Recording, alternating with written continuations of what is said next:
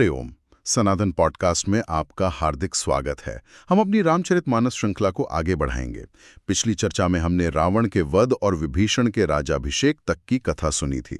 आज हम उस मंगलमय प्रसंग की ओर बढ़ेंगे जब हनुमान जी प्रभु श्री राम का विजय संदेश लेकर माता सीता के पास पहुंचते हैं। जी। यह केवल एक संदेश नहीं है, ये तो धर्म, प्रतीक्षा और प्रेम की विजय का एक तरह से उद्घोष है। बिल्कुल, ये लंका कांड का एक बहुत ही, आप कह सकती हैं, भावुक और महत्वपूर्ण अंश है।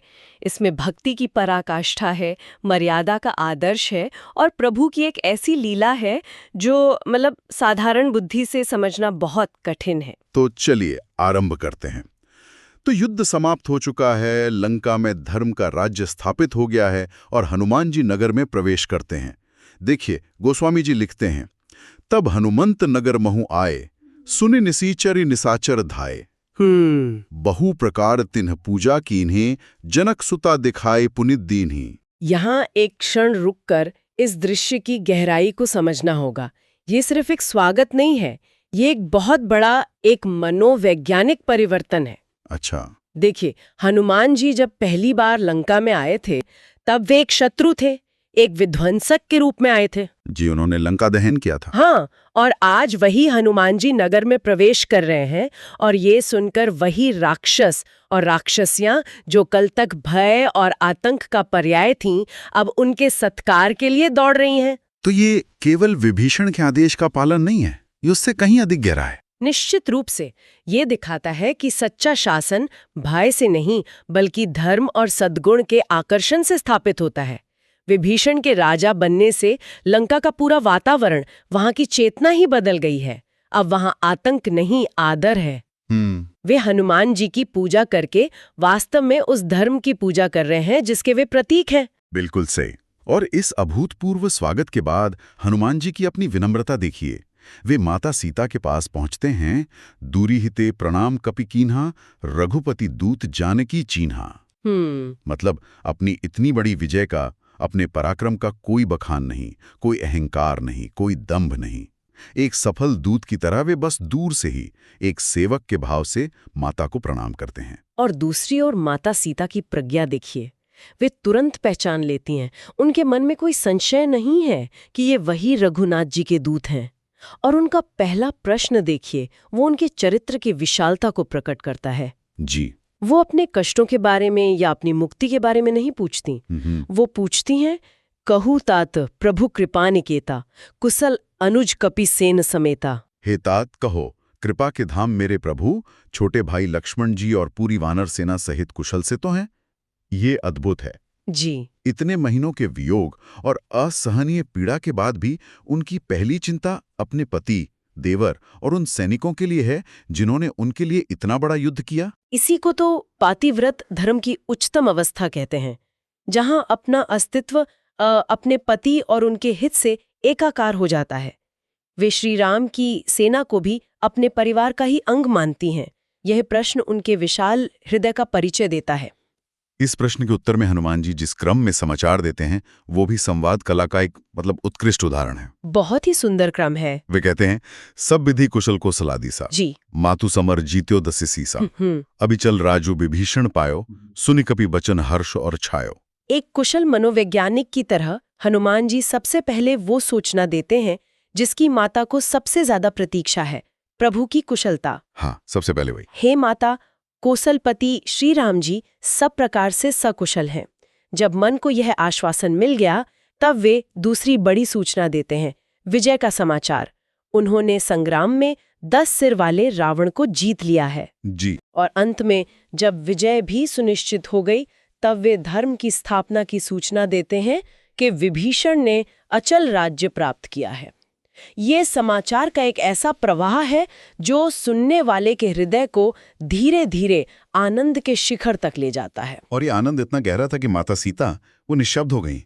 गोस्वामी जी इसे एक छंद में व्यक्त करते हैं। छंद, अति हर्ष मन तन पुलक, लोचन सजल कह पुनि पुनि रमा, का देऊं तो ही त्रैलोक्य महू, कपि किमपि न बानी समा। क्या भाव है। उनका मन अत्यंत हर्षित हो गया, शरीर में रोमांच हो आया, नेत्रों में आनंद के आंसू भर आए। वे बार बार कहती हैं, हे हनुमान, मैं तुझे क्या दूं? हाँ, इस समाचार के बदले में देने के लिए तीनों लोकों में कोई वस्तु है ही नहीं। ये समाचार उनके लिए अमूल्य है। इस पर हनुमान जी का जो उत्तर है वो तो निस्वार्थ भक्ति का शिखर है, भक्ति शास्त्र का सार है एक तरह से। बिल्कुल। वे कहते हैं, सुनु मातु मैं पायो अखिल जगर राजू, आजू न संशयम। जी। रन जीती रिपुदल बंधु जुत पश्यामी राम मनामयम। क्या अद्भुत भाव है। यहाँ हनुमान जी केवल विनम्रता नहीं दिखा रहे, वे गहरा दार्शनिक सत्य कह रहे हैं। सही बात है। वे कहते हैं, हे माता सुनिए, आज मैंने निसंदेह सारे जगत का राज्य पा लिया, क्योंकि मैं रण में शत्रुदल को जीतकर भाई लक्ष्मण सहित निर्विकार आनंदमय श्री राम को देख रहा हूँ। उनके लिए प्रभु का प्रसन्न मुखारविंद देखना ही संपूर्ण जगत का राज्य पाने के समान है। ये कर्म योग का चरम है, मतलब सेवा ही पुरस्कार है। स्वामी का आनंद ही सेवक का परमानंद है। हनुमान जी की ऐसी अद्वितीय भक्ति देखकर माता सीता उन्हें एक ऐसा आशीर्वाद देती हैं जो अपने आप में एक संपूर्ण शास्त्र है। जी बिल्कुल। दोहा, सुनु सुत सद्गुण सकल तवा, हृदया वसु हनुमंत, सानुकूल कोसलपति रहो समेत अनंत। इस आशीर्वाद की गहराई देखिए। वे धन, कीर्ति या आयु का आशीर्वाद नहीं दे रही। नहीं, वे कहती हैं, हे पुत्र हनुमान, सुनो, समस्त सद्गुण तुम्हारे हृदय में निवास करे। और दूसरा, उससे भी बड़ा आशीर्वाद, शेष जी यानी लक्ष्मण जी सहित प्रभु कोसलपति श्री राम तुम पर सदा प्रसन्न रहें, सदा अनुकूल रहें। जिसके ऊपर प्रभु स्वयं अनुकूल हो जाएं, उसके लिए संसार में क्या प्राप्त है? कुछ भी नहीं। ये भक्ति के बदले में दिया गया सबसे बड़ा वरदान है। इस दिव्य संवाद के बाद हम सीता जी के चरित्र में एक बहुत ही मानवीय और मार्मिक पहलू देखते हैं। उनकी बस एक ही इच्छा है, अपने प्रियतम के दर्शन करना। जी। हनुमान जी तुरंत प्रभु के पास जाकर ये समाचार सुनाते हैं और प्रभु भी वो क्षण भर का विलंब नहीं करते। नहीं। सुनी संदेशु भानुकुल भूषण, बोली लिए जुबराज विभीषण, मारुत सुत के संग सिधाऊं, सादर जनक सुतई लय आऊं। यहाँ प्रभु की मर्यादा और राजधर्म का पालन देखिए। वे भावुक होकर स्वयं दौड़कर नहीं जाते। नहीं, वे लंका के नवनियुक्त राजा युवराज विभीषण को बुलाते हैं। यह विभीषण को सम्मान देना है और उन्हें आदेश देते हैं कि हनुमान के साथ जाओ और जनक सुता को आदर सहित लेकर आओ। यह सादर शब्द बहुत महत्वपूर्ण है। जी, बहुत महत्वपूर्ण है। फिर तो माता को लाने की भव्य तैयारियां होती हैं। उन्हें स्नान कराकर, दिव्य आभूषण पहनाकर एक सजी हुई पालकी में लाया जाता है। ताप और हर्षित चढ़ी बैदेही, सुमिरी राम सुखधाम सनेही। इतने समय के वियोग के बाद अब मिलन की घड़ी समीप है। पर यहाँ से कथा एक बहुत ही अप्रत्याशित और गहन मोड़ लेती है। हाँ। जब पालकी आ रही थी तो सभी रीछ वानर जिन्होंने इतना बड़ा युद्ध लड़ा था, वो अपनी माता के दर्शन के लिए आतुर हो उठे। रक्षक उन्हें हटाने लगे, तब प्रभु श्री राम ने कुछ ऐसा कहा जो एक बड़ी लीला का सूत्रपात था। कहे रघुबीर कहा म मानहु, सीता ही सखा पयादे आनहु, देखो कपि जननी की नाई, बेहसी कहा रघुनाथ गोसाई। यहाँ मुझे एक प्रश्न उठता है। प्रभु का यह कहना कि सीता को पैदल लाओ ताकि वानर दर्शन कर सकें, ये उनके भक्त वात्सल्य को तो दिखाता है, पर क्या ये एक महारानी की गरिमा के अनुकूल था? आपका प्रश्न बहुत स्वाभाविक है और यही इस लीला की जटिलता है। पहली सतह पर यह प्रभु का अपने भक्तों के प्रति असीम प्रेम है जी, लेकिन इसकी एक दूसरी और बहुत गहरी सतह है। यह एक सार्वजनिक मंच तैयार किया जा रहा है, एक ऐसी घटना के लिए जो आगे घटित होने वाली है। अच्छा। और तुलसीदास जी अगली ही पंक्ति में इसका संकेत दे देते हैं, सीता प्रथम अनल महू राखी, प्रगट कीनी चहें अंतर साखी। तो ये छाया सीता का प्रसंग है। कृपया इसे विस्तार से समझाएं, क्योंकि ये अक्सर ठीक से समझ में नहीं आता। ये छाया सीता का सिद्धांत केवल कहानी का एक मोड़ नहीं है, ये एक गहरा दार्शनिक स्तर जोड़ता है। इसका अर्थ है कि जब रावण छल से माता सीता का हरण करने आया था, उससे पहले ही अंतर्यामी प्रभु ने सीता जी के वास्तविक चिन्मय स्वरूप को अग्निदेव की सुरक्षा में रख दिया था। रावण, जो स्वयं मायावी था, तमोगुण का प्रतीक था, वो आदिशक्ति माँ सीता के वास्तविक स्वरूप को स्पर्श भी नहीं कर सकता था। वो केवल उनकी छाया, उनके प्रतिबिंब का ही हरण कर पाया। अच्छा, तो अब जब युद्ध समाप्त हो गया है तो प्रभु उसी वास्तविक स्वरूप को पुनः प्रकट करना चाहते हैं, और इसी लीला को पूरा करने के लिए वे कठोर वचन कहते हैं। बिल्कुल, इसी लीला को पूरा करने के लिए और संसार की दृष्टि में माता की पवित्रता को स्थापित करने के लिए करुणा के सागर श्रीराम कुछ ऐसे कठोर वचन कहते हैं जो सुनने में वज्र के समान लगते हैं। तेही कारण करुणानिधि कहे कछुक दुर्बाद, जी, सुनत जातु धानी सब लागिन करे विषाद। यस, ये समझना बहुत आवश्यक है कि जो कठोर शब्द श्री राम ने कहे वे उनके दिल की आवाज नहीं थे, वे तो करुणानिधि हैं। ये पूरी तरह से एक अभिनय था, एक लीला थी। लेकिन इसकी आवश्यकता क्या थी? श्री राम तो सर्वज्ञ हैं, वे जानते हैं कि सीता जी पवित्र हैं, तो फिर सार्वजनिक रूप से ये सब कहने की क्या आवश्यकता थी? ये दोनों है। एक राजा के रूप में श्री राम केवल एक पति नहीं है, वे एक आदर्श स्थापित कर रहे हैं। उनका हर कार्य आने वाली पीढ़ियों के लिए एक मानक बनेगा। तो राजधर्म की दृष्टि से उन्हें ये सुनिश्चित करना था कि रानी की पवित्रता पर लेश मात्र भी संदेह की छाया न पड़े। ये एक राजनीतिक आवश्यकता थी। हाँ, परंतु इसका आध्यात्मिक कारण अधिक गहरा है। अग्नि केवल एक परीक्षा का माध्यम नहीं है, ये एक परिवर्तन का माध्यम है। ये छाया को भस्म करके सत्य को प्रकट करने का माध्यम है।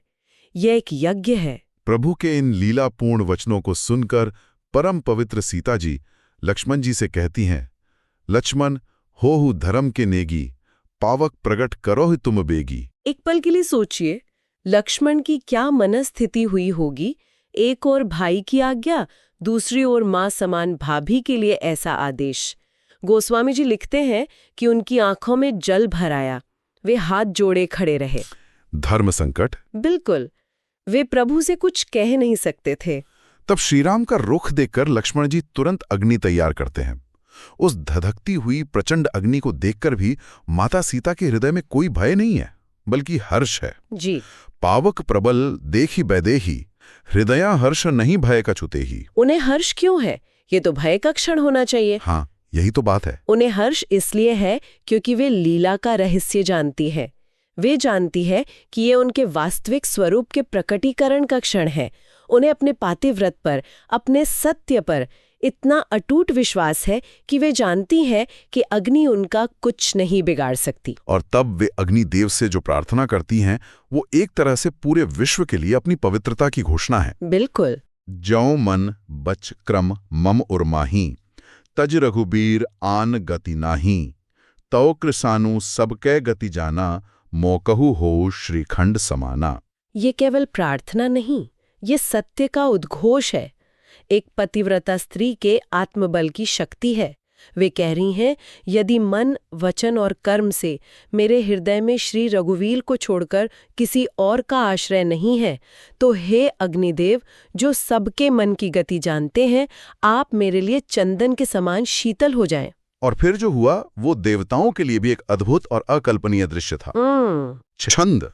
श्रीखंड समपावक प्रवेश कियो सुमिरी प्रभ मैथिली, जय कोसलेस महेश बंदित चरण रति अति निर्मली, प्रतिबिंब अरुलौकिक कलंक प्रचंड पावक महुजरे, प्रभु चरित काहुन लखे, नभ सुर सिद्ध मुनि देखे ही खरे। प्रभु का स्मरण करके माता मैथिली ने उस अग्नि में ऐसे प्रवेश किया जैसे वो चंदन का शीतल लेप हो। उस प्रचंड अग्नि में सीता जी का वो प्रतिबिंब रूप और लोक निंदा का जो संभावित कलंक था, दोनों ही जलकर भस्म हो गए और उनका वास्तविक स्वरूप प्रकट हुआ। हाँ, अग्नि के भीतर से स्वयं अग्निदेव ने हाथ पकड़कर माता सीता के उस वास्तविक, तेजमय, चिन्मय स्वरूप को बाहर लाकर श्री राम को सौंपा। प्रभु के इस गूढ़ चरित्र को, इस लीला को कोई समझ नहीं पाया। आकाश में खड़े देवता, सिद्ध और मुनि भी आश्चर्यचकित होकर ये दृश्य देख रहे थे। प्रभु की ये लीला वास्तव में अद्भुत और गहन है, जो साधारण बुद्धि से परे है। यह हमें सिखाती है कि धर्म और सत्य का मार्ग कभी-कभी अग्नि परीक्षा से होकर गुजरता है, और उसी में तपकर वह कुंदन की तरह और भी अधिक निखरता है। बिल्कुल, ये प्रसंग हमें सोचने पर विवश करता है कि क्या कभी-कभी परम करुणा भी कठोरता का आवरण ओढ़कर प्रकट होती है।